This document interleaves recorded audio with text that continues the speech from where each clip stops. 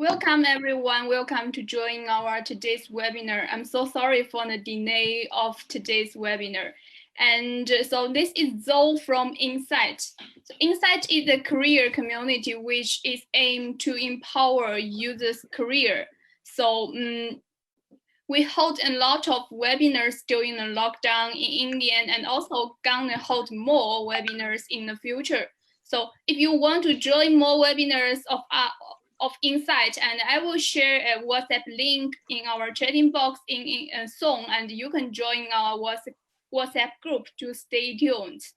And also, today we are honored to invite Saptarshi, Product Design Manager from Swiggy, to share his insights and experience about how to do product design. So I don't want to introduce a lot of title things about him. I want to share a little story about him to make you guys to know more about him. So when I contacted him on LinkedIn and I invite him to be our speaker of the webinar, and we decide to do one webinar. So we want to make it, and he told me that he want to share in the webinar on his own social media like LinkedIn, Twitter, Instagram. I'm so happy that he can do it. So you know what? I share our design to him. So you can see in the left design is what we done. It's a poster we designed, and after Saptarshi received our poster and he redesigned our posters. So you can see the right one, right? Okay. When I see the design he made for the he made the poster for the webinar, so I'm so impressed. I think that is the design spirit, and also he is very excellent designer who is particular about every design. So I'm sure that today he will share a lot of insights, and the session gonna be very, very interesting and amazing. So let's just welcome Saptarshi to start his session, okay? All right, are we good to go? Yeah, you can. Okay, thank you for the introduction, Zoe. That was really nice of you. And sorry for this delay because I got locked out of my own webinar because we already had 100 people in and I was not getting a chance to sneak in, and finally I could. So yes, so welcome everyone. Welcome to the folks who are following this on Zoom, and I guess some other people are following it on Facebook Live. So thanks for joining me on a Sunday evening. I would try my best to make it good for you all. Yeah. So without any delay, let me just go ahead and share my screen because I made a presentation and you guys can have a look here.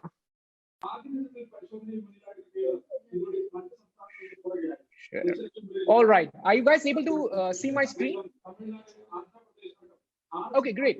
Let's make some ground rules then.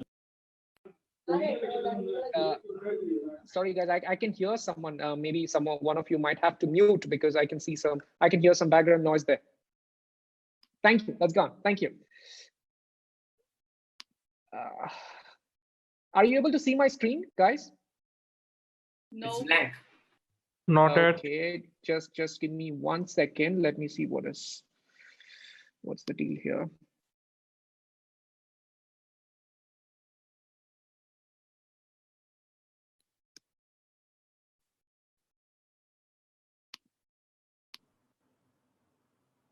Yeah. We can Yes. see. Yes, Yeah. you can see, right? Yeah. Okay, I think we went ahead a little too. Okay, fine. Hello. So do you all see the hello now? Yes, we do. Great. So fine, let us create some ground rules here.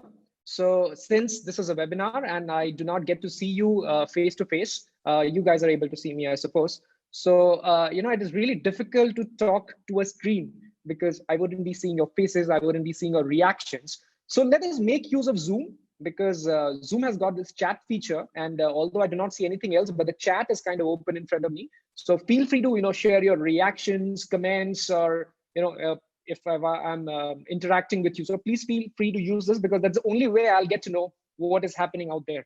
And in case you stop hearing me or you stop seeing my slides, I'm assuming Zhao can point that out to me so that I can quickly rectify if something is wrong. All right. Hello once again. This is Saptarshi. I'm a design manager at Swiggy. Yep, I've already been introduced to you guys. And I work primarily for the consumer side of products at Swiggy. That is the app which people like you and I use for placing orders in the Swiggy app. And that's my social handle, Saptarshi PR.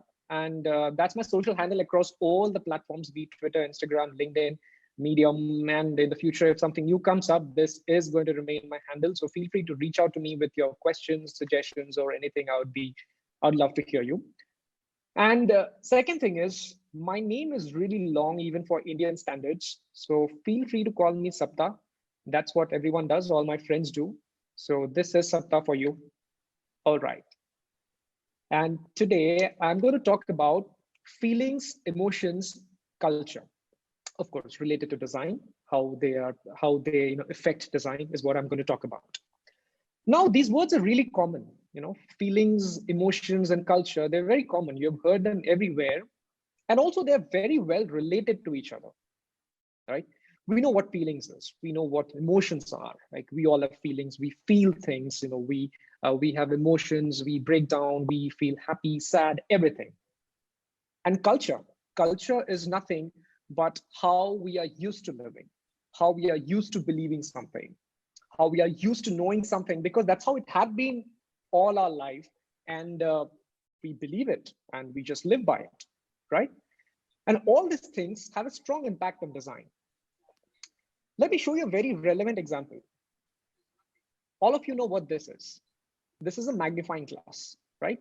It's a thing with a handle with a biconvex lens. And when you place it in front of something else, you see things enlarged. You see things magnified, hence the name.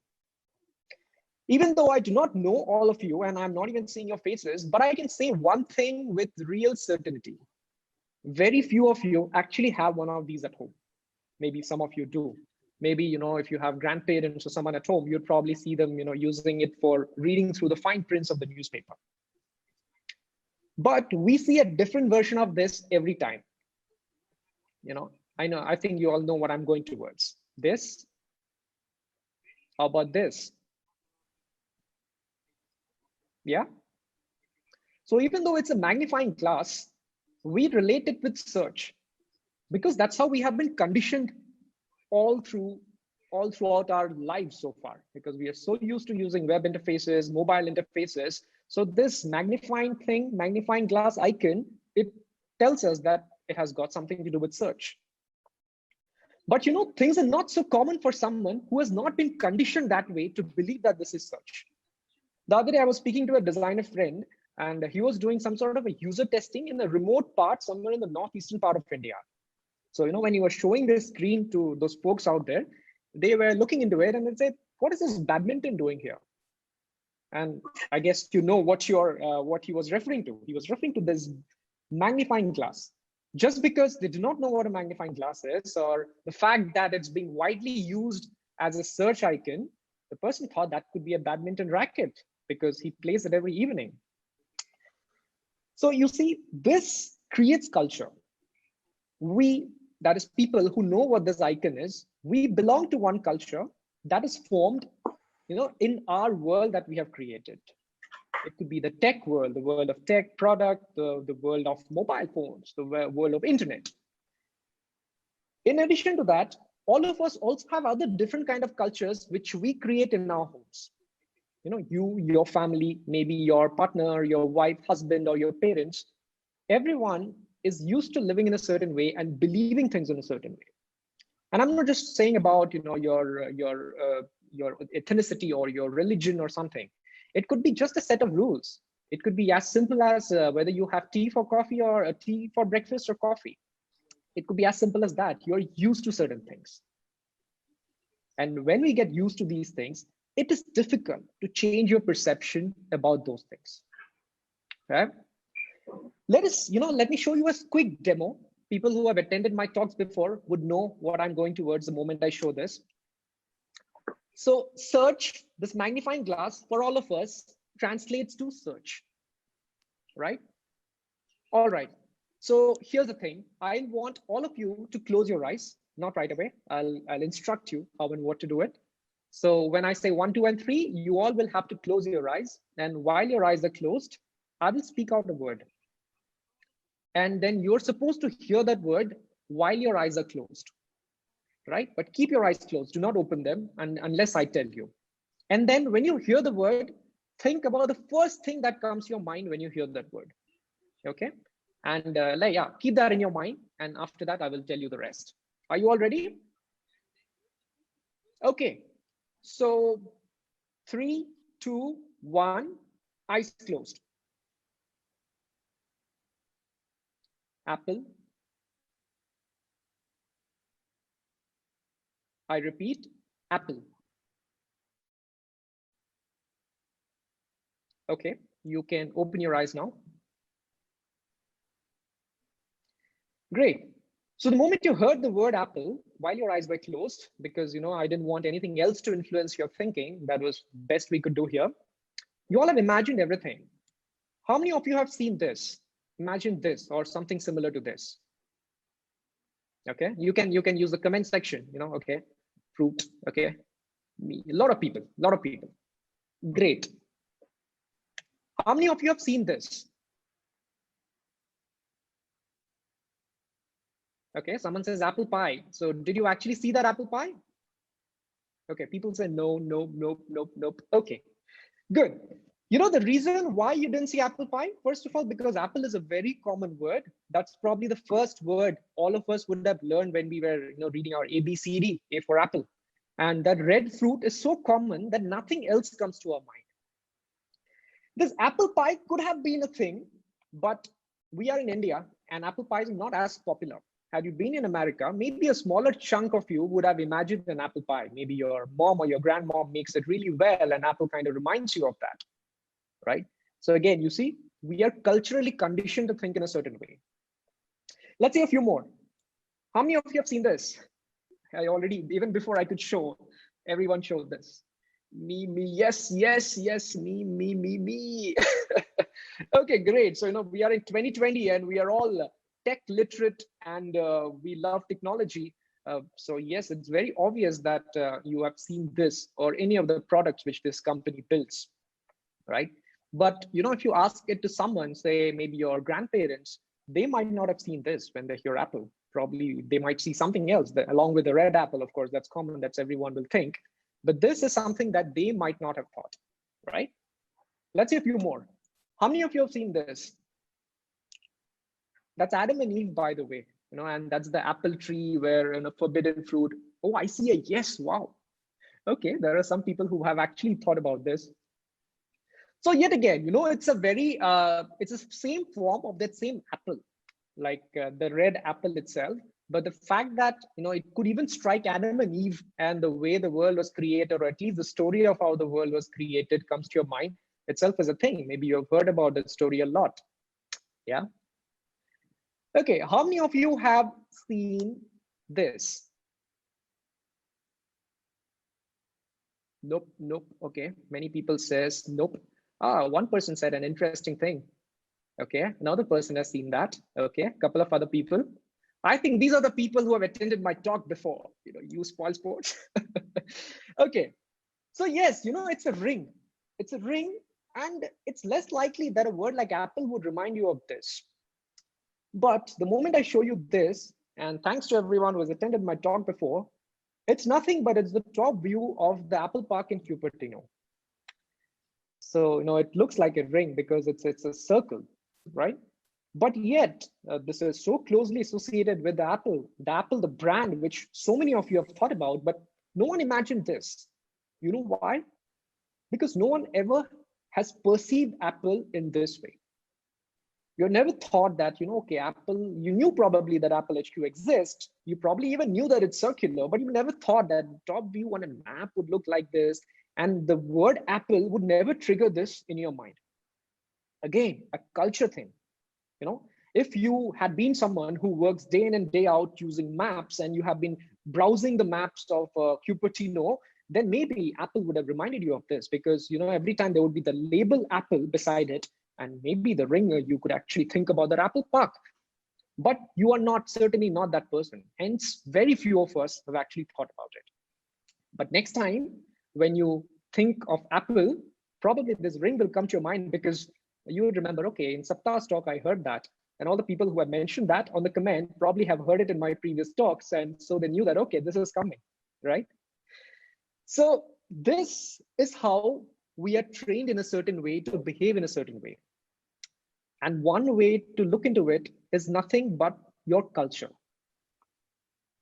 because you have known to perceive things in a certain way, right? Okay. Thank you. Well, this is not the end of my presentation, but thank you for taking the effort and closing your eyes and going through the entire thing that I did before. So when I say this word thank you, you know that I'm thanking you because you have participated in that small Apple exercise that I did. When I add this along with thank you, you know that I'm happily thanking you. Thank you, right? But if I put this kind of an emoji, then this thank you means something very different. It could be, that sarcastic thank you. Hey, thanks, but no thanks, sort of a thank you. But of course, that's not what I mean right now. I'm happily thanking you, all of you, for doing that. But you see how that small circle, that yellow emoji or emoticon, like the way you call it, can completely change the meaning of the word thank you, right? And since all of you are working remote, I assume, and no one could tell you the value of this emoji as much, because most of your communication, I'm assuming, are happening over text chats. And if you do not convey your emotions right, if you do not convey your feelings right, your communication will always be incomplete, right? And one simple way is emoji. We use every day in our chats, right? I don't have to tell you the difference between this or, thank you, or thank you, or thank you, or thank you, all of them has different emotions and different feelings. And when they are used with the word thank you, it means a completely different thing. Okay, so this is, one small thing, how emotions matter a lot in our daily life, in our daily conversations and communication. So it definitely has got to do something in the kind of work that we do, that is digital interfaces that we build, because I'm sure all of us are from the tech, product, or design background, right? Let's see one common form of thing a lot of you probably work for, e-commerce. When you hear the word e-commerce, and assuming most of you are from India, there are limited sort of things that will come to your mind. Something like this, right? One of these things would have come to your mind, or maybe a few more, because we are so used to seeing those things. We know what e-commerce is, a place where you can buy stuff online, right? This is what e-commerce brings to your mind. Now, what kind of emotions can be added to it? Like, that if you want to buy a mobile phone or a laptop, you'll probably go to Flipkart, Amazon, or some other place. If you want to buy some apparel, you might go to Myntra, because these are the things which are conditioned. You know that this is meant for certain kind of thing. This is meant for certain different kind of thing, right? Now, what if I tell you that you have to create an e-commerce, a Muslim version of e-commerce? Any thoughts? Can I see in the comment section? What comes to your mind when I tell you an e-commerce, a Muslim version of e-commerce? Alibaba, somebody says conservative, cap, green page, right to left in Urdu, logo, halal, language. Okay, great. A lot of things out there, right? Mosque, Arabic, English fonts, color, lightning, context. Great. Actually, even when I first thought of a Muslim version of e-commerce, similar things came to our mind. And I thought of something image like this. especially now that Ramadan is going on, right? And every time, whenever some festival comes, we make some changes to our apps. We change the logo, or we put some banners celebrating Diwali, Christmas, Eid, and everything by putting, something which kind of celebrates. But that doesn't really change anything in the app. It's just a visual thing. If you look at this image, yes, it does show something which is related to Islam or Muslim. But do you think the presence of a graphic similar to this would make a Muslim version of the app? This is shallow thinking. Let's see what deep thinking is. In fact, some folks in Indonesia have done exactly this. Indonesia, for your information, is the country with the world's largest population of Muslim people. So it's situated in the southeastern part of the world. It's near Malaysia, Singapore. Of course, everyone knows it. And 87% of the population of Indonesia are Muslims. So in Indonesia, there is a very popular e-commerce brand. It's called Tokopedia. Not sure if you've heard about it, but it's fairly big. Think of it like the Flipkart of Indonesia. It's something like that. Last year, I was in Singapore and I was speaking at a conference there, and I got a chance to, I made a new friend there, and he's the head of design in Tokopedia. His name is Adze Ganesha. And I got to know some really interesting thing about the stuff they have done. They have actually made a Muslim version of Tokopedia. This is how Tokopedia looks. This is the regular app. If you see it on the right, it's regular, nothing special. It looks like just like any other e-commerce thing. The popular categories and popular items are outside. And then, there are some banners at the top, which talks about, some discounts or some offers, which is going on, and regular stuff, nothing special. This is Tokopedia Salam, which is their Muslim version of the same app. Have a look at this. This doesn't look entirely different. It's very similar to the regular app. If you scroll through it, it's just some products, icons, categories. You don't see Arabic here. You don't see, the green banners like somebody has suggested. You do not see pictures of mosques everywhere, but it is still the trusted Muslim version of the Tokopedia Salam. You know what they did? Of course, there are multiple things to it. They looked into their data and they saw what kind of demand was there. They figured out that around 80% of the people who were using Tokopedia, they were searching or looking for halal food. So they felt that, okay, there's a strong need of halal food. Around 85% of the people were searching for Muslim fashion. Yes, that's a thing there, because since a lot of people dress up in a certain way or use certain kind of fashion, you need to purchase them. And why not Tokopedia? So when a lot of people were searching for them, that triggered them. So should there be a separate app or a separate section of the app where we cater to all this kind of Muslim needs, because the population is asking for it? So what did they do? They didn't just translate their app or use some banners or some graphic. They went into the core of it. They went and identified what the customers need and what their emotions are when someone uses Tokopedia. They went through the 5 pillars of Islam and they tried to address almost everything within the app. So some of the thing, when I showed you the screen grab of Tokopedia Salam, you would have seen that you would see the kind of apparel that was sent, that was being sold there. You would have seen the images. Yes, there was a lot of hijab and the traditional way an Indonesian men would dress up, right? So all these things were there because that's part of Muslim fashion out there in Indonesia. And all the food that is sold there are all halal certified.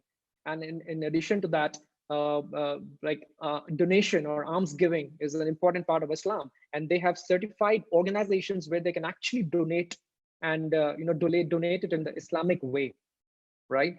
And then they could book pilgrimage, Hajj, and other pilgrimage right from there, from certified package sellers who could send you for those pilgrimage and bring you back safe. And not just that, they didn't end it there as well. Even in the payment section, anything which has to do with EMI, they're removed, because interest and loan is not an Islamic way of doing things. So those things are not present in the app at all. So you just pay where you're upfront paying, and there's no concept of EMI or interest, right? So essentially, they went into the core of it and they figured out what the emotions and the culture of the people who were using their app.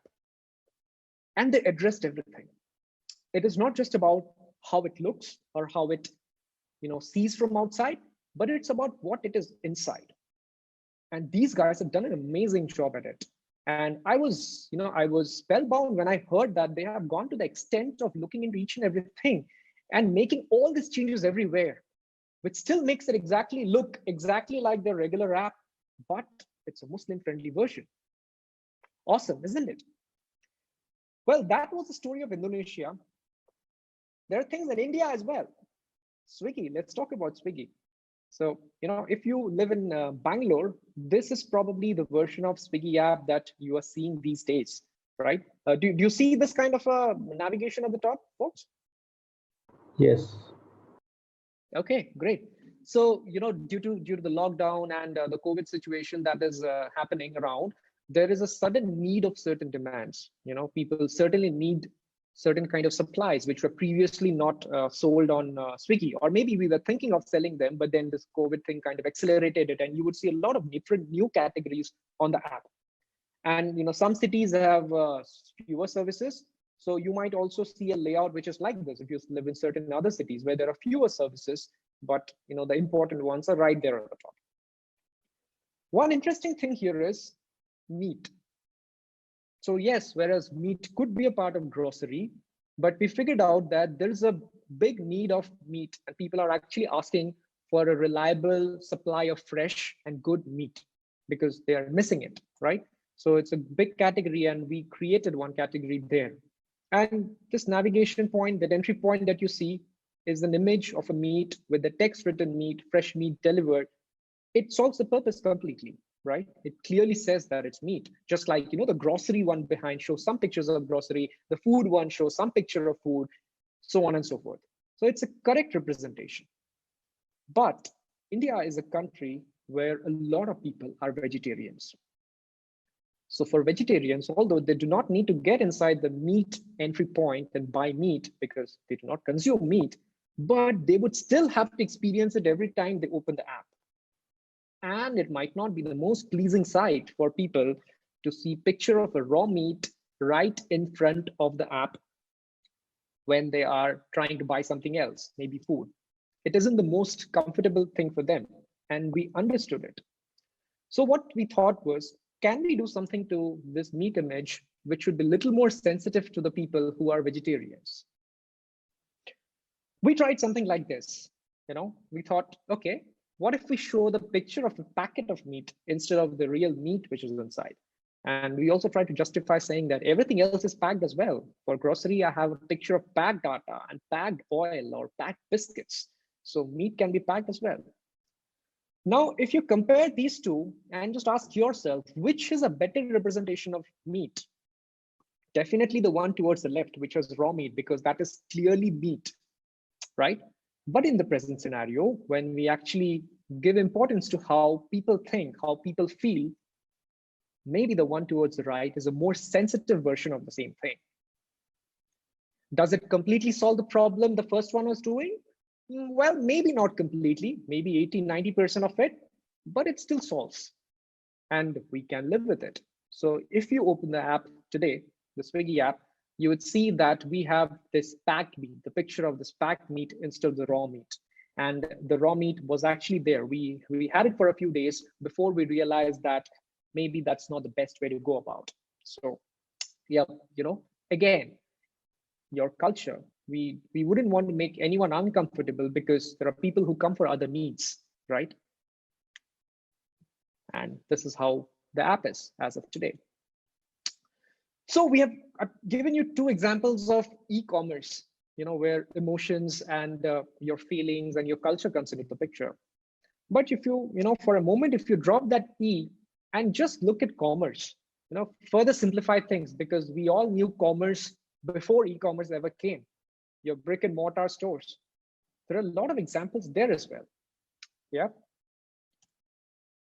Let me show you this. Everyone has been to a big bazaar, right? If you're in India, I'm sure you have been to a big bazaar and you have shopped there. What I'm trying to highlight right now is just one aspect of Big Bazaar, which is the apparel section, the place where you can buy clothes, in Big Bazaar. And this is how the facade of a regular Big Bazaar usually looks like. There's a door, you get inside, and then you shop. Even before you step inside, you will see that there are certain things very evident about this shop. It shouts out value. It shouts out money. I can read even in this image that shop for 2,000 and get rupees 100 cashback or something like that. So even before you enter, you know that you are going to shop at a place which is going to be tremendously valuable for you. You're going to save a lot of money, maybe discounts and well priced and so on, right? Let me show you another facade of another shop. Zara. I'm sure all of you know about Zara as well. You have shopped in this place as well.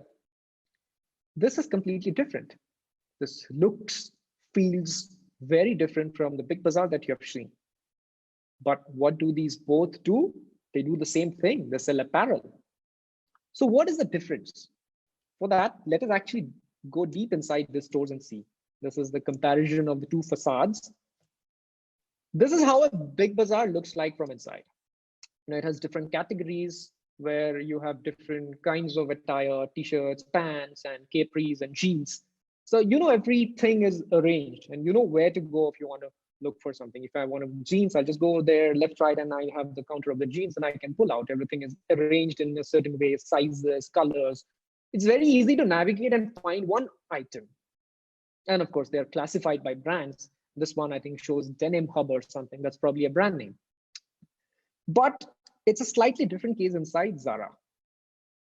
In first glance, the differences could seem like they're just visual because it's big, it's bigger, it's clean, it's white, a lot of empty spaces.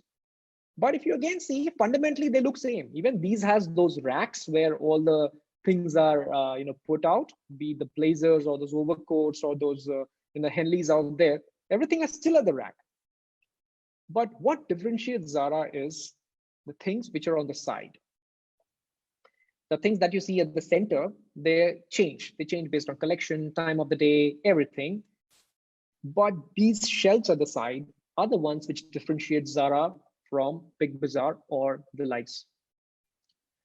If you see, this is a typical rack in a Zara where everything is arranged based on how somebody will wear it. You have, your top wear, your bottom wear right there. Then you have footwear at the bottom, something which matches with the top wear and the bottom wear, which is stacked there. Right on the top, you have another shelf which has the right accessories, be bags or belts or hat or something that will go ahead with this apparel. Now, in this shop, if you want to buy a jeans, it won't be the easiest because there's no single place where you'll find a jeans. Your jeans is scattered across different places based on different collection, different look. So you will actually have to walk around to each and every section to find the right jeans that you're looking for. You know why it's arranged that way? Because most of the people here in Zara shop that way. They do not really go for shopping just because, I ran out of every t-shirt and I don't have. It's like, yeah, I have a lot of apparel at home, but I want to try something new, a new look, which my friends do not have perhaps. So they care about the look. Hence, everything is put together. You care about this look, this thing goes with this look. It's not just a t-shirt or a jeans or something like that. And this is how majority of the people in Zara shop. And maybe that's how they have been. That's how they have been doing all their lives. And that's how they're conditioned to shop, right? They have different needs. The customers are different, like many of you had pointed out in the chat, right? So it is not always about how efficient it is. If you compare these two places, maybe it is faster and easier to go find a blue jeans from Big Bazaar than picking it up from Zara because the nature of the shops, the way they're arranged, right? But that isn't the point. That the time that you spend on finding this isn't the point. It's about maybe saving time for someone for whom this matters. So here, if you want to look, you come here, you'll find a lot of looks and you can pick up whichever you want. So this is the difference. The emotions and the feelings of the people who shop at Zara and Big Bazaar are completely different, right? And if this differentiation is not created, you would end up creating a product or a brand which doesn't cater to the right audience, right? Now imagine if Big Bazaar had to venture into premium clothing, something like Zara, what would they do? And if there are if your people out there, and if there are product managers out there listening to this talk, you would know that we often tend to slice down a lot of things. You just want to start something in a way, and then later we build up over it. It's called versioning, or it's called slicing. Different companies use different names for it.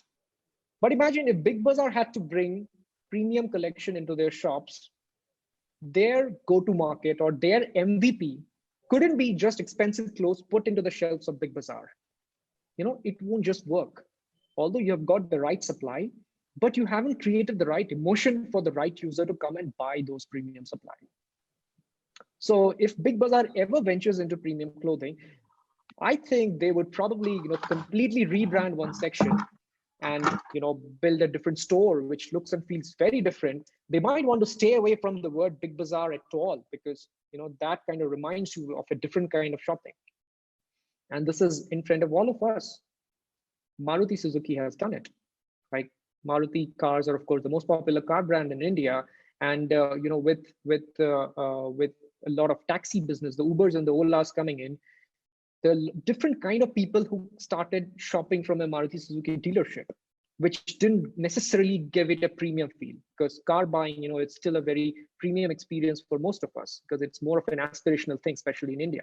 That's why they went and created Nexa, which is their premium brand, where you will get a differentiated experience because your expectations are different. You're not buying a car to drive a taxi. You're buying a car because you always wanted to. And it gives you a sense of accomplishment that you're finally able to buy the car that you wanted to, right? So that's how they've handled the emotion bit there. And that's how Zara handles emotions. And that's how Big Bazaar handles the emotions. So everyone is handling all these things, but in their own way, to their own customers, right? Again, it's customers, their needs, and their emotions. And all this thing bind together and caters to those people in a way they are used to, which is nothing but your culture, right? Well, Swiggy again, I like to give examples of Swiggy. So all of you know Swiggy, but I think very few people know what Swiggy Daily is. Some of you might, because it's a new app that we have. It is serviceable majorly in Gurgaon and some parts of Bangalore. Now, many people ask this question as to why is it a different app? Because even Swiggy Daily serves food, so does Swiggy. So why have two different apps which does the same thing? The difference lies in the emotions. Let me explain you why. Right? So Daily is an app in which we plan to sell home cooked or home style cooked meals. Unlike Swiggy main app, where you have restaurant food, burgers and stuff like that, the chicken Whopper burger that you see.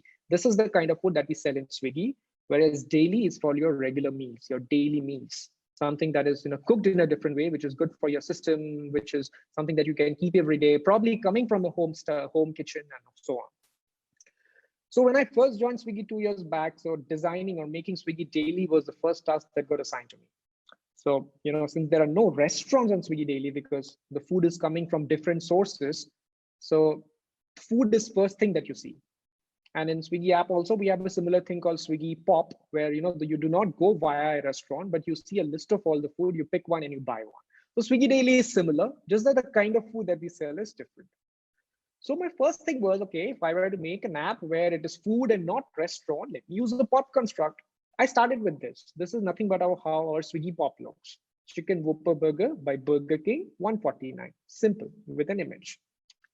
But burger is not what we plan to sell in Swiggy Daily. We plan to sell meals like this, daily home style Indian meals. So, which would maybe have a name like Deluxe North Indian Egg Meal, and probably cooked by, some home chef out there in the city by Niti Parulkar or something. And it would be priced around 89 or 90 rupees. Like this.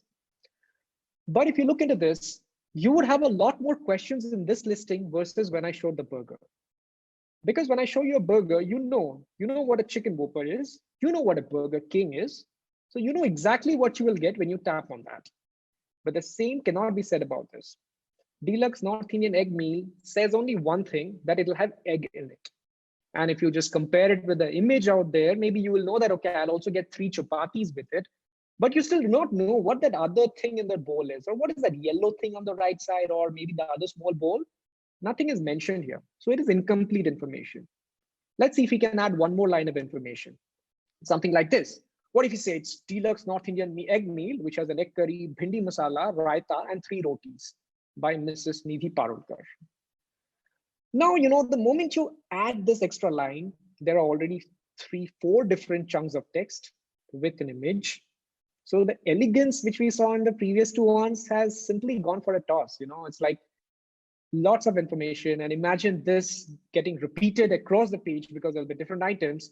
It's going to be a lot of load for the user, right? So I thought, okay, this is not working out. Maybe we should try something else.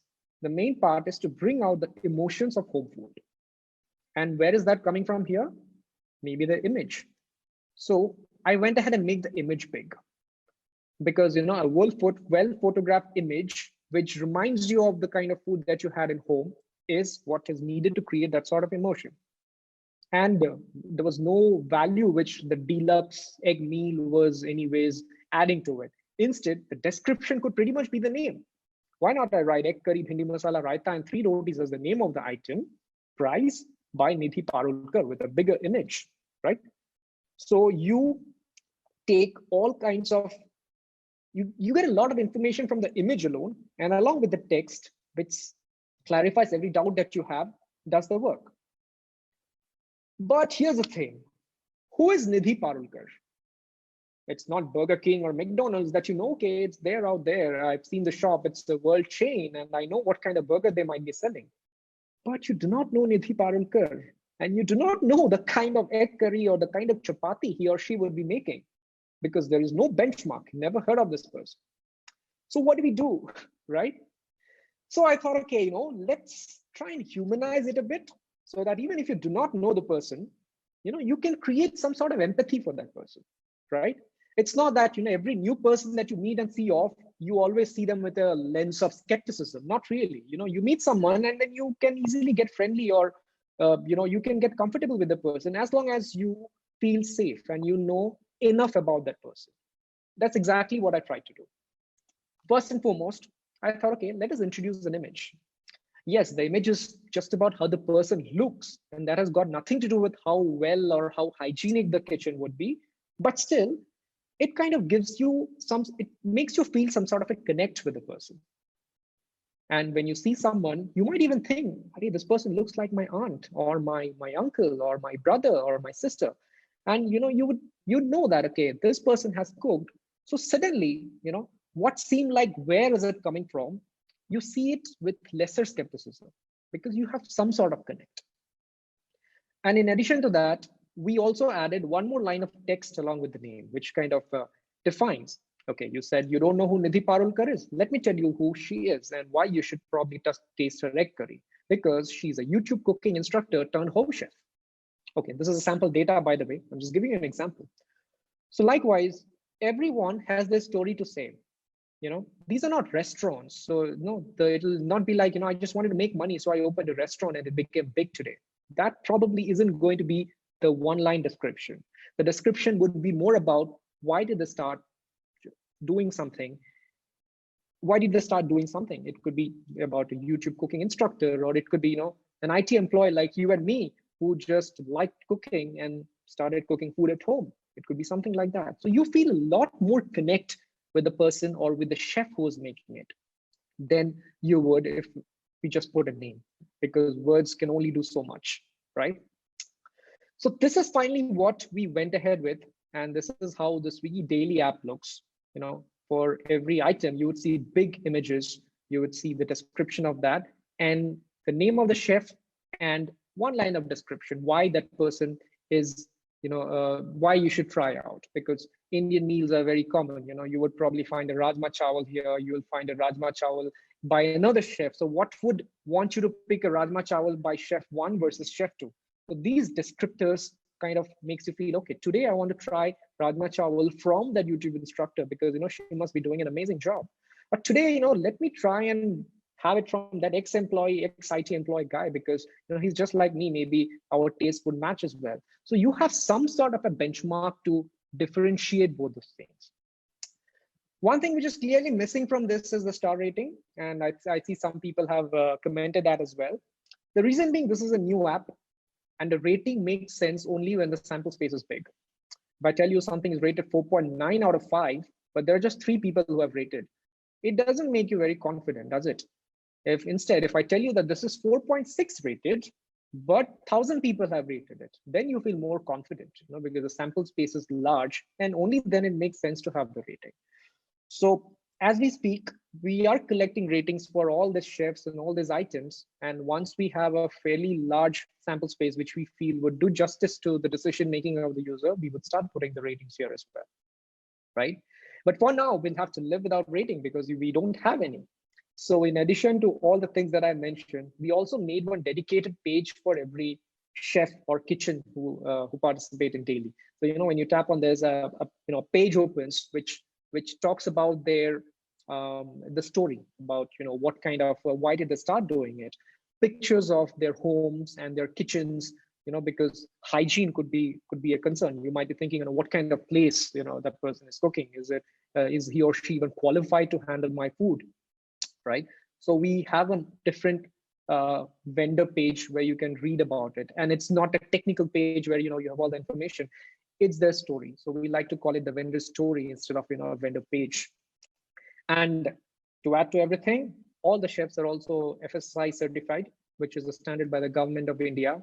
So yes, these are the efforts that we have put to make sure that we connect with the people who are trying to transact, because the needs would be different, the emotions would be different, like I've said, right?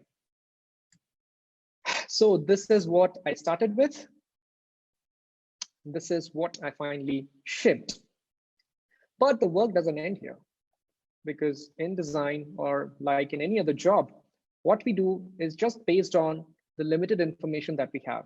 Maybe we have done some research, maybe we have looked into some data, or maybe we have used some intuition. But no matter what we do, we are not absolutely sure that this is going to work. This is going to strike the chord with our people. So once we have shipped, we again talk to people. We try and understand if things are working for them, or if they actually feel what we tried for them is working. So once we have all those feedback, we again rework. That is nothing but which makes iterative, the design process, an iterative process. You ship, get feedback, build again, ship, get feedback, and so on. Right? Again, this, for example, is a coffee, and you wouldn't mind paying rupees 150 for this, because this is a fancy coffee. This is another kind of coffee, and this would barely cost you rupees 10. There's a difference between these two coffees, right? Both of these are coffee, but one is priced 15 times more than the other, and yet you don't mind paying. That is because the emotions, the feelings that you have while you're consuming or while you're experiencing these coffees are again different. The first one is from a fancy coffee shop. You know that you would be seated in a AC room with music, with Wi-Fi, with coffee art, like you put a few coffee beans too. It's a very nice and lovely place to sit and network. You can actually go there, sit for hours, talk to a friend, or maybe you can go on a date, because the place is exactly like that. The other one, the filter coffee that you see, is probably sold at not such a fancy place. It is a basic place where it is very functional. You are in a hurry, you have a 10-minute coffee break, you come down from your office, you go to the nearby tapri, you get a coffee, you have it, your craving for coffee has gone, you've got your daily caffeine shot, nothing more, nothing less, right?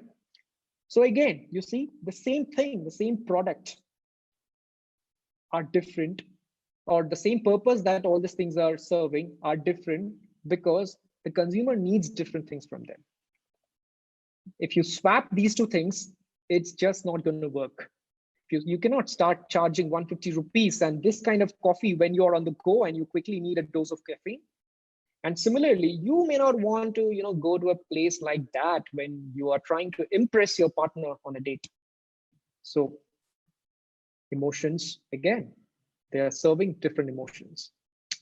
But one thing we should keep in mind that if you're doing extra stuff like the coffee to the left, make sure that your fundamentals are right. There's no point having an AC room and a coffee art and music, everything, if your coffee, that is a basic thing, isn't good, right? The same is applicable everywhere. There's no point building a Muslim version of an e-commerce app if the stuff that you're providing are not really Muslim friendly, or if the quality of them are not good, or if they're not reliable. Same with Big Bazaar, Zara. The fundamentals always needs to be good. And once you have the fundamentals right, all your emotions and everything works on top of it, right? So if your fundamental is in, all the building that you built, it's just going to collapse, right? So here's where I go a little technical. Yeah. So what may seem delighter to you makes sense only when the fundamentals are working fine. If they are not, then it'll make you even more frustrating, because you'll be like, the coffee itself is not good, doesn't taste like coffee, and you're putting art on top of it. What the hell, right? So that becomes a frustrator. So regarding this, there's a graph which I like to show. So this is called Kano model. So this was found by a Japanese professor, if I'm not mistaken. So what he said was, this blue line that you see, the blue arrow, which goes from the bottom quadrant to the top right quadrant, it's nothing but the satisfiers, the bare minimum things which you need to satisfy someone. Anything you do above that are the good things, the extra things, and anything less than that would take you very close to the basic need, right? So if I talk about a hotel, bed is probably a basic need because I would want to sleep there. A bathroom is probably a basic need. Water is a basic need. Wi-Fi today probably is a basic need, but maybe 5 or 10 years back, Wi-Fi was an extra thing, a delighter. But today, if you go to a hotel and they say that we do not have Wi-Fi, you will actually get frustrated. So if you give something, if you keep delighting the user in the name of emotions and culture, make sure you maintain them. And if they're not sustainable, if you cannot maintain them, users would start expecting those things. And if you do not give them, it'll fall. Just like what Tokopedia has done, they will keep doing it. It's not that Tokopedia Salam just stays for some day and then it goes away and then you do not serve. They are in a model where they're sustainable and they can keep giving that service over and over again. So customers are happy who wanted that, and they keep being happy. And over time, it'll become a norm because that's what majority of the people want, right? Now, let me give you another example. In India, Google Pay, for instance, right? Whenever you make a transaction, you get a scratch card. And then when you scratch, you can get some cash back there. If you see there, a couple of years back when it started, all of us would get a lot of cashbacks. You send 100 rupees and you get 20, 30, 50, and some people have even got more. And you are all happy. First time when you got it, you would be like, okay, wow, never expected this and I got it. It's so good. And then when you keep getting it over time, again and again, it becomes your expectation. So after a few days, when it has become your expectation, when it has become your habit, or rather, you have started accepting it as a culture, and when you stop doing it, then it falls below your expectation. So you send 100 rupees, you get a scratch card, you know that I'm going to get my 30 rupees back, you scratch, and you find better luck next time. That frustrates you. So what delighted you in the first place, now absence of that is not satisfier anymore. It has fallen below your basic needs because you've made it the user's habit, right? So no matter what we do, no matter how well we try and handle the emotions of our users, always keep in mind that what we are doing are sustainable. Otherwise, we may have a very bad form. All right, folks, that's pretty much what I had in my deck today. It's a shorter duration, and would love to take some questions if you have.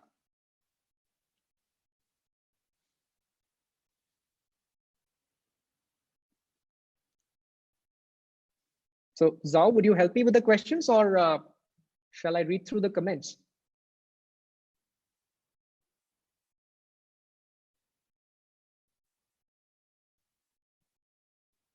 Am I audible? Yeah, if anyone have questions for Saptar, you can speak to him directly. Hey, Sapta, I had a question. This is Sudha. Yes. Hi, Sudha. Hi. So I had a question about, the sort of the eventual design that you had talked about with the Swiggy app for the home delivered meals, home cooked meals. So there, I think you were mentioning that the differentiating thing is the fact that, who's cooking the meal. You would add their picture. You would talk about, they're a YouTube instructor turned to be a chef. And I noticed that the text that describes the person is very sort of, it's in terms of information hierarchy, it's very small. So I was just curious, if that's the thing that people are going to look for to make their decision, wouldn't you want to make that bigger? Just curious, maybe there was research done or something. So I'll tell you what the point here is. Yes, the qualifier for every chef, maybe it could be a differentiator, right? But we would still want our users to take the decisions based on the food, right? Now, when you are in a state where you're comparing to, then maybe you would see that, okay, this person is this and this person is that. So should I eat the same food from this person or that person? So that is where, that thing comes in. So probably that's not the first thing that we would want our users to look at, but it could be the third or the fourth thing. So, I think that is the reason why we chose to keep it smaller.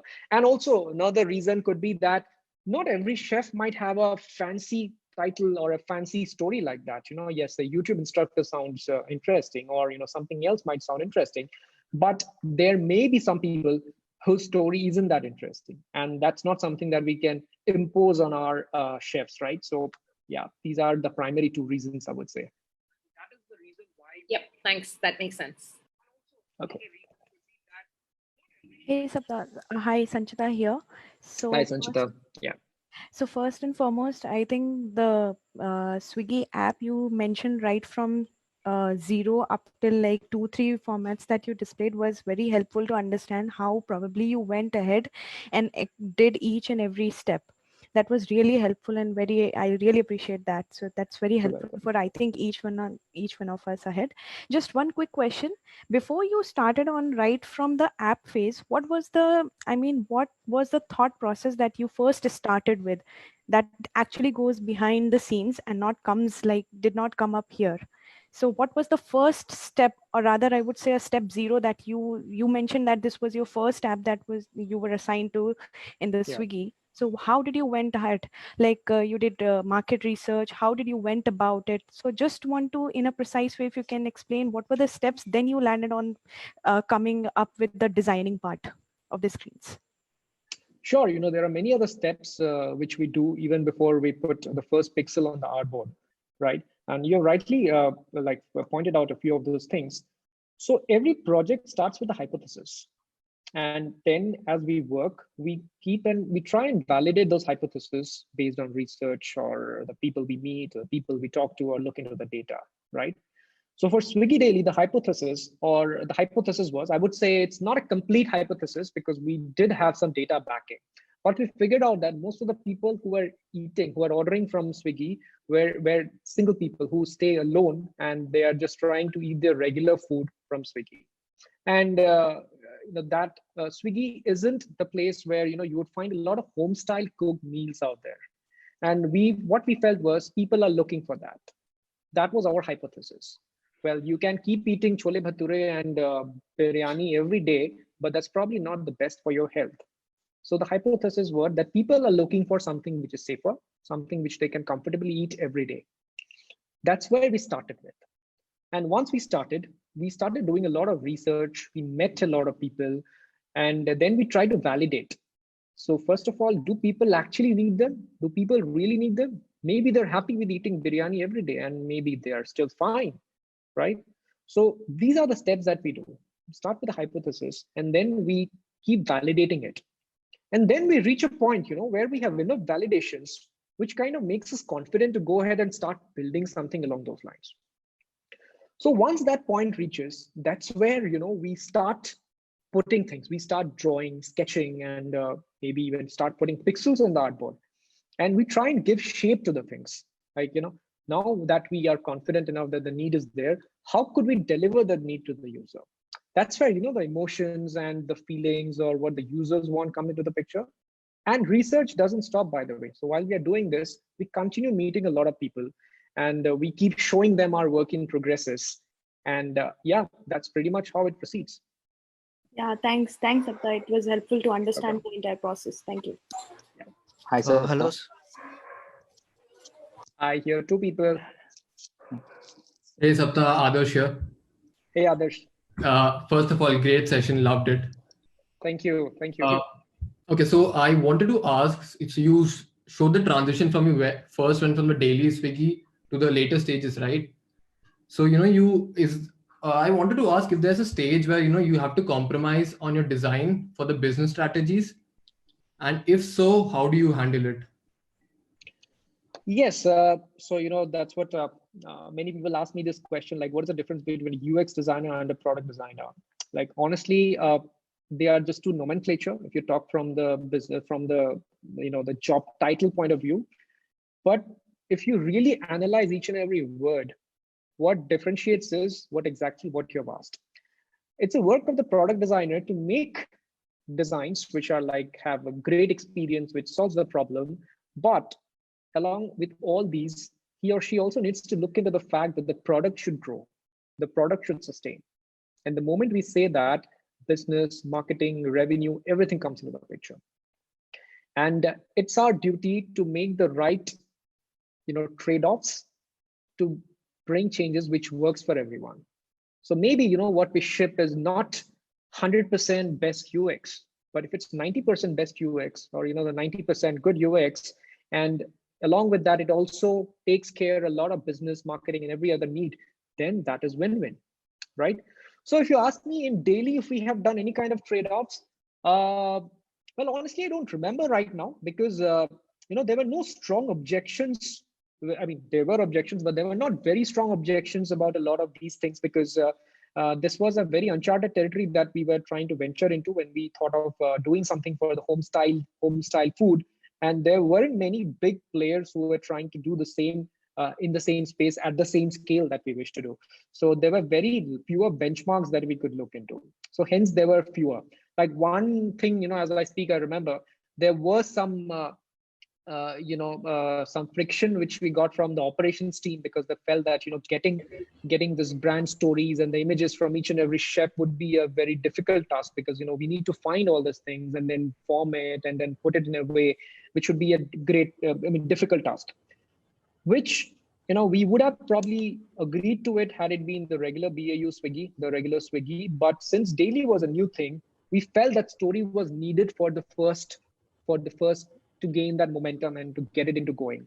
So that's why we didn't agree with that. We didn't agree for that trade-off, and we went ahead and created the story. So in the future, if Swiggy grows, if daily grows, and where people are transacting, where we see that people are transacting on daily, because of the fact that it's daily and they trust the platform, doesn't matter who the chefs are, because if the chefs are on the platform, it is naturally good, is what they start assuming.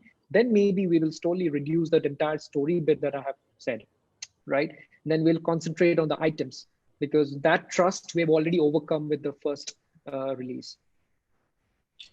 Hi, Sapta. Praneeth here. Hello. Hey, Praneeth. Hi. Always a pleasure talking to you. Thank you. So I had a question about the user interviews that you guys conduct. So Yeah. How do you guys avoid bias when you're asking questions with the users? And then second part to that question is, like, do you involve your stakeholders in the research process, or do you just present the findings after all the research has been done? There are different kinds of researches that we do. For these kind of research, when you're trying to validate some hypothesis, when the product or the feature that you're building, it is a very early stage, we involve almost every stakeholder as possible. So, I remember, me, another researcher from my team, and then, okay, I'm not a researcher, I'm a designer, but, me and a researcher, and then a product manager, we were, roaming around the streets of Hyderabad, going to different tech parks and talking to people as to how they manage their daily food, what they do, and things like that. So, there are researchers like that. And also there are much more sophisticated research where, which happens in our office, where there's a set procedure which we follow, right? So this is about involving the stakeholders. And the other part which you mentioned is actually very important, and that many people tend to miss when they're doing research or when they're participating in a research is the bias. How do you remove the bias from the user? That's what makes research challenging, and that's what a skilled researcher is able to do. Now imagine, if I'm talking to my customers from Swiggy, they would they would be telling us about states when they are hungry and they've just come back from their work, probably, just lying on their couch or bed and thinking of what to eat, right? But when we are talking to them, those situations aren't present. They're probably just had a meal, or they're all fine and they're not even thinking about ordering food. So the kind of questions that we ask, will it actually give the same results if we had asked them when they were actually willing to transact, or they actually thought about transacting in Swiggy? That gap always remains. So, it depends on the skill of the user, how well, skill of the researcher, how well they can articulate and get information out of it, right? One example which I usually give, on a slightly like jovial note is speaking to a user is almost like speaking to your partner, because they never say what they have in their heart. You say, hey, are you fine? They'll say, yes, I'm fine, nothing is wrong, but that things are not wrong, right? So you use your own skills and techniques to find out what is actually wrong in that person, so, or what difficulty they're facing. So yeah, I think research can be slightly compared to that. Yeah, thank you. Hi, Sapta. You're welcome. Hello. Hi. Hello. Hi, my name is Anmol. Hi, Anmol. My question is, like you mentioned in Swiggy Daily app that you tried to make a profile for each of the chefs that were present on the platform, like Yes. to ascertain the users that their food was coming from some reliable source. So, so why do you think that such a platform or such a feature is not included in the regular Swiggy app, where we can browse more about the hotel or more about the restaurant from where the food is coming? Right. So one major reason is maybe the restaurant already, right? So every restaurant has a facade. It's a shop, and maybe when you walk out or when you just drive around that place, you see those stores. So there is some kind of connect that you already have. But having said everything, there's always value in having knowing about the restaurant, and that may actually come to Swiggy someday. You never know. But from a need where it becomes a basic need, we saw the need on daily more than in Swiggy. In Swiggy, it could be a good to have, but in daily, it was really important. And that is why maybe, we do not have it on Swiggy yet. Okay, so to ascertain this particular peculiarity, do you use certain kind of data, or did you conduct a user research to know? Yeah, we look into a lot of data. So it depends on what we are trying to find out. Depends on situations. Like it could be a point validation, or it could be something that we have done and we are trying to understand whether it is working or not working. And data alone can never say the complete truth, because it's a technical thing. It's a series of numbers which has come out, and then you delve into it and you find out what could this data mean. Making the data talk, as they say. The analysts do that job. I used to work for this company called Housing a couple of years back. So I remember in the website of Housing, we had an icon at the top which says download the app. So one of the problems which one of my colleague back then was working was to make that icon, to increase the visual appearance of that icon, so that more and more people go and click and download the app. That was a problem. So what my friend did was he went and made an animated version of the icon. He put it there. And the next day, the number of hits were, like skyrocketing. It was like some 300-400 times the number had gone up. And we were like, wow, man, you have done a magic. And now everyone is clicking on that, which was true. But then when we again went to do it, we saw that the way analytics work is, if an event gets triggered, the number gets registered. So there was some bug in the code that we shipped, that even when the user was hovering around that place, that model was getting triggered. Right? So it is not that the user always intended to click on that icon by seeing the animation, which was also the case, by the way, but there were lots of stray data or stray analytics which got embedded on it because of that bug. right? So data alone can never say the complete truth. So it's always a mix of research, data, intuition, yeah, everything. Yeah, understood. Thank you. Welcome. Sapta. Hello, Trisha here. Hi, Trisha. Hi. Okay, I might one at a time. Can we hear Trisha first and then Vijay maybe? Hi, Sapta. So really interesting talk. So I just wanted to understand, now the Swiggy app looks very different because of the COVID-19 situation. And as you mentioned that the meat picture also changed in like in a very short amount of time. So do you guys get to spend time on user research during such like pandemic situation or emergency kind of situation? Short answer is no, we do not, because the pace at which we are working right now, this is not a business as usual time. This is a war time. So the pace at which we are working is, we figure out something. We think that, this needs to be done because reason 1, 2, 3, 4, let's build it. And tomorrow morning, designs are delivered and the developer starts developing it. And within 2 or 3 days, it's live. So that is the pace at which we are working at right now. And for a company at the scale of Swiggy, that is not the usual case. In smaller companies, maybe that happens, but in Swiggy, it doesn't happen. So, we are functioning at a different level right now. So we don't really have the time to look into a lot of things. But what we do is we always take feedback, and our researchers, they're always on calls with our different users where they're trying to understand, how users are facing or how users are finding the new changes that we are shipping. So we are taking up a lot of those feedback as fast followers. So, if you, from those phone calls, which our researchers are doing, if we figure out that certain thing is clearly not working out for a lot of users that they've spoken to, then maybe we revisit. So, that is the closest to research involvement in the work that we are doing presently in the last, couple of weeks. Hello, Sapta. I hope. Yeah, Vijay, tell me. Thank you for sharing the amazing insight. You're welcome. And my question is that how to design for identify the user mood.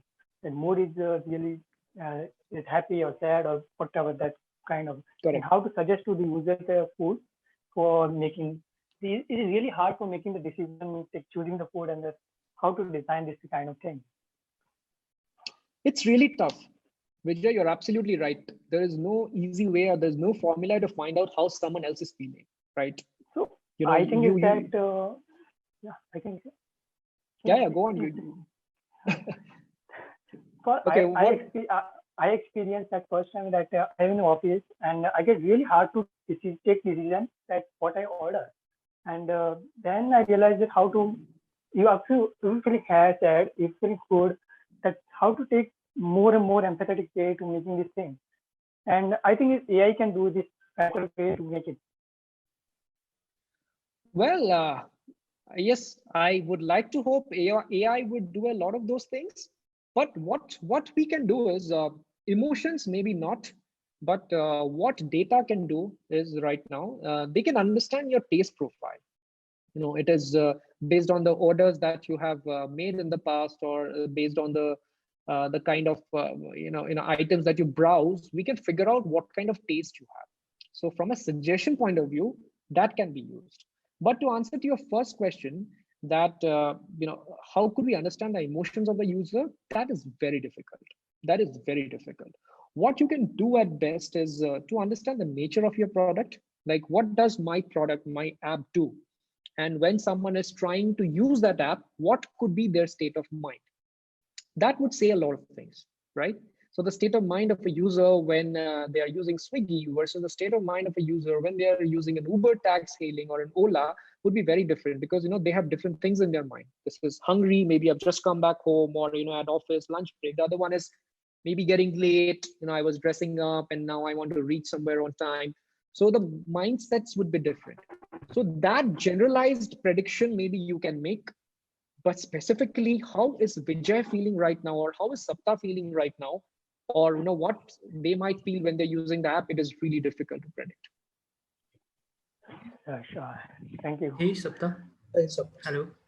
Hi. I have a question. Sorry, who am I speaking to? Your name isn't shown here. So my name is Suraj. Hi Suraj. So my question is, what makes the UX better in your opinion, and whether it would be depend upon one factor or there are certain factor it would be decided? Oh, that's a very generic question that you've asked. How UX can be made better? There are many ways, but let me try and give you the smallest answer possible, right? Yeah. So anything, be it UX or or anything around you has one core purpose, and then there are some secondary, tertiary purposes which they need to solve. To make your UX good in the first place, I'm not even talking great or something, good in the first place, your basic purpose of that product or whatever it is needs to do that very effectively. Once that is done, you can try and solve the additional, the tertiary and the secondary stuff which comes later. And that kind of overall makes your experience better. I think this is the shortest answer that I could give you. Again, give you an example. Let's take that fancy cup of coffee from Starbucks. The basic purpose of that coffee is it should taste, feel, and have the same effect as coffee. That is a basic thing. Once that is fulfilled, okay, let's put it in a fancier cup. Secondary. Let's draw some graphic over it. Could be tertiary. And then there are other things as well. Let's make a nice ambience. Let's have AC. Let's have music, or let's give a free cookie. All those things are later, right? So the first step towards good UX is to get your fundamentals right. Okay. Thank you so much. Hey, Sapta. Karthik here. Hey, Karthik. Yeah. How do you process this vast amount of data from the user research and make it useful for the making a decision? Yeah, so we have a dedicated team. That could be the short answer. So there's a team of researchers who work within the Swiggy product design team who takes care of all this difficult task of crunching all the information and building reports, which is in an understandable form. And if you see, the insights from research are not data as such. Of course, they are data in a form, but they are very qualitative information. This is what the user said. This is how they said. They record voices, they record videos when they're speaking to people, and then they sit and analyze. The user said this in this tone, so what could that mean? So there's a very complex process which goes into crunching through all this information and building a report which is understandable for people who do not have to go through this entire hassle. So you read one document and you know what the insights of the research are. So yes, there's a team which does it, and it's a difficult task. Thank you. Hey, hi. Hey, Sapta. Hey, Sapta. Hi.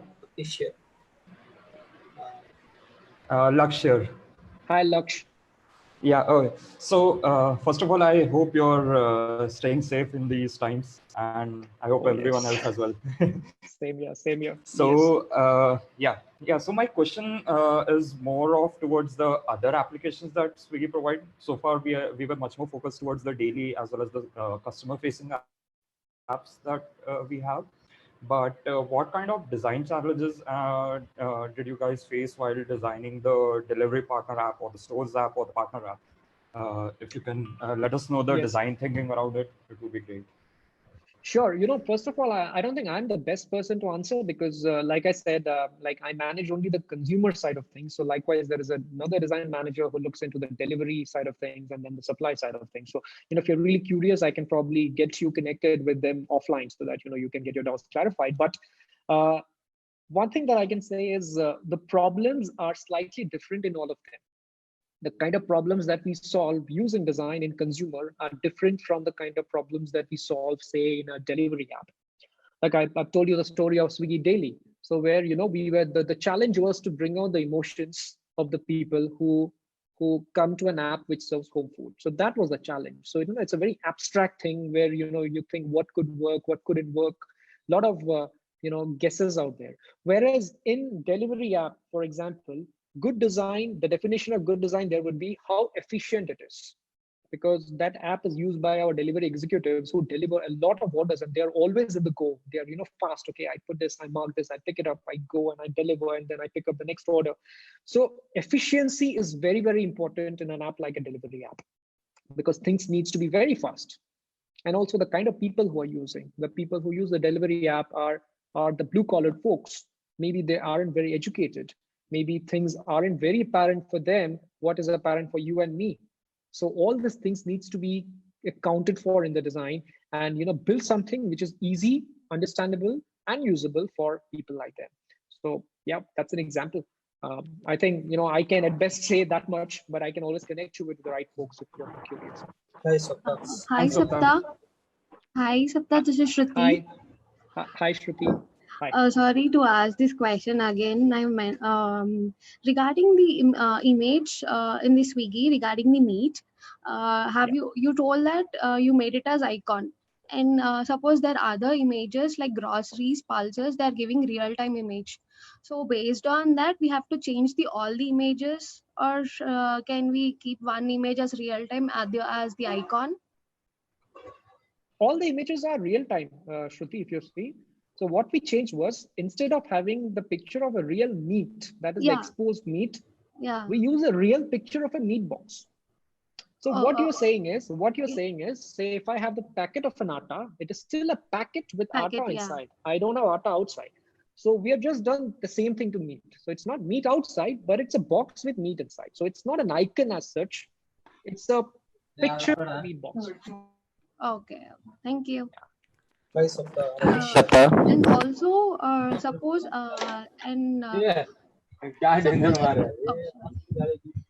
Hello, Sapta.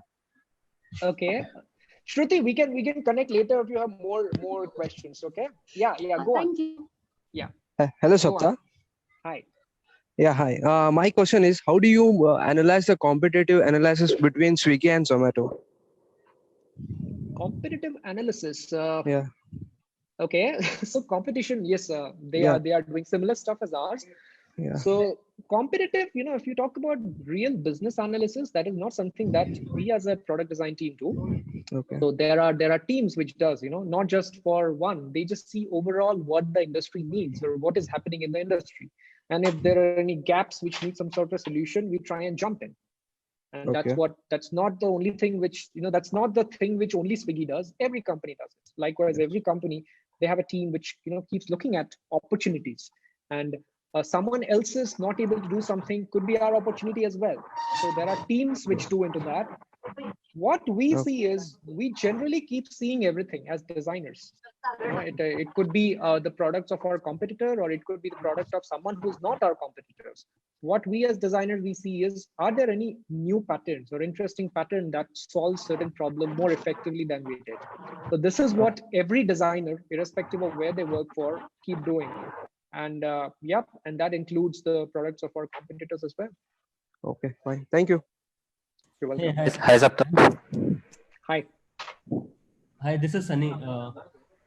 Hello. Hi, Sunny. Hi. Yeah, so my question is regarding the personas. So what type of personas do you have in Swiggy, and can you give some examples? Like everyone who buys food looks similar. So yeah, so there are different personas, like every product or brand will have multiple personas that they cater to. And the personas are, not as simple as, a guy who orders lunch every day. No, personas are not like that. So personas are much more detailed. It's almost like a real person. We define a lot of things, what their education background is, marital status, how much income, what sort of lifestyle. Everything is defined as a part of persona. Okay, almost like a real individual. So we have multiple personas. There could be, one simple examples, if I were to just name out, could be, a student who buys is one of the persona, or it could be, a family who orders only during the weekends, or it could be a bachelor who has just come to a new city who orders food every day. So, these could be some of the personas. And one more thing is difference between a person and a persona is that one individual can exhibit multiple personas. Okay, so this is one mistake a lot of people tend to, mistakenly assume. So they feel that one person is a persona, which isn't the case. For example, like I as an individual, so, say if a coffee maker was creating personas, for them, one persona would be maybe that rich guy who has that fancy coffee. Another one, that the regular running around guy who is having the filter coffee. But that isn't the truth. I'm an individual. I have both kinds of coffee depending on the situation. So which means one individual can exhibit different personas based on the situations. Yeah. So how do you cater that in your Swiggy design? Like, do you design differently for both the personas? Like, yes, slightly differently we do it. We do not design things in a different way, but maybe we show different things. If we identify that a user is like this, certain things, they like this kind of food, or they like this kind of offers, or they like this kind of deliveries, then we start showing those things more to that person versus somebody else.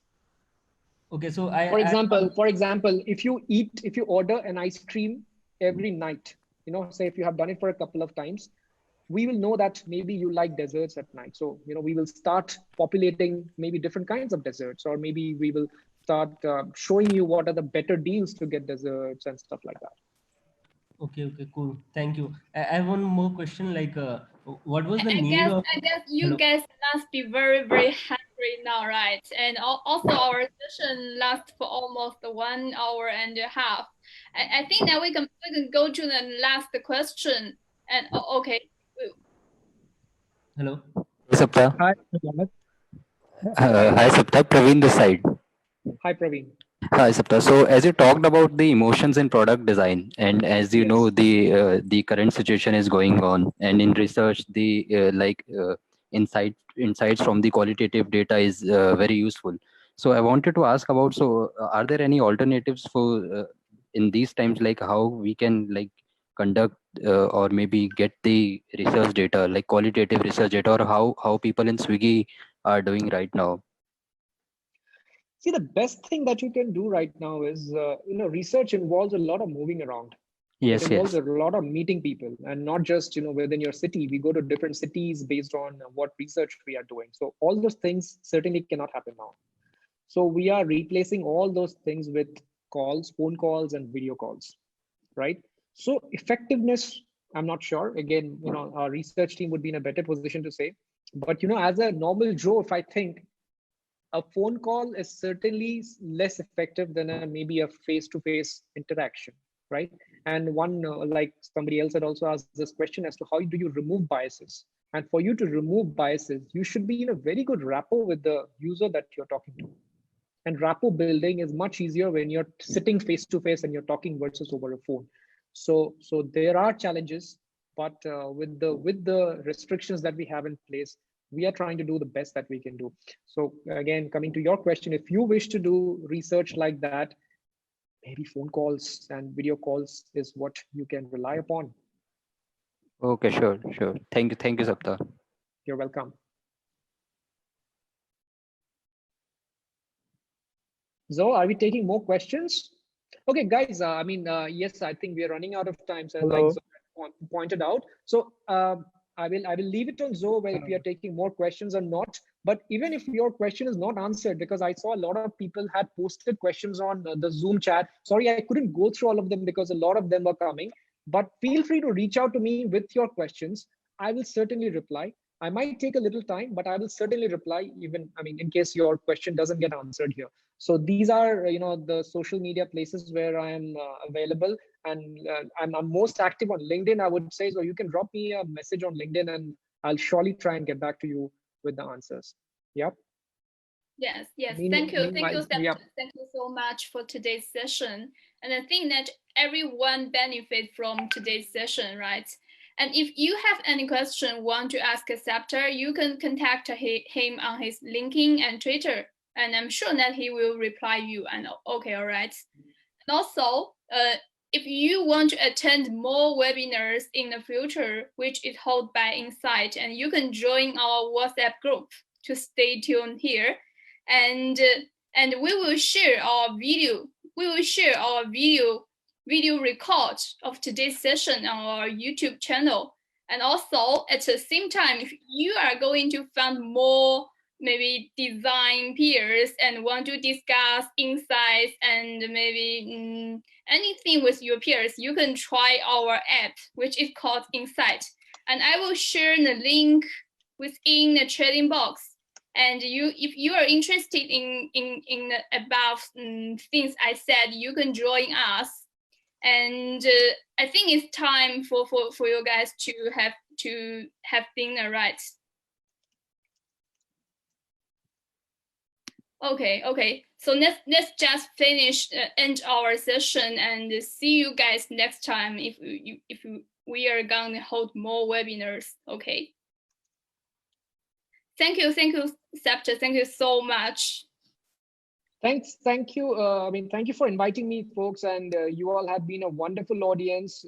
Thanks for listening to me. And I was trying to post a message here to everyone, but I'm stuck to a private message with someone, so I don't know. I couldn't send it, but I want to say it anyways. Thanks a lot. You guys have been a wonderful audience. And if you have anything, please reach out to me. I'm always available. I may take a little time to reply because work, but I will surely reply. We all are friends. Okay, so see you guys next time. See you. See you. Bye-bye.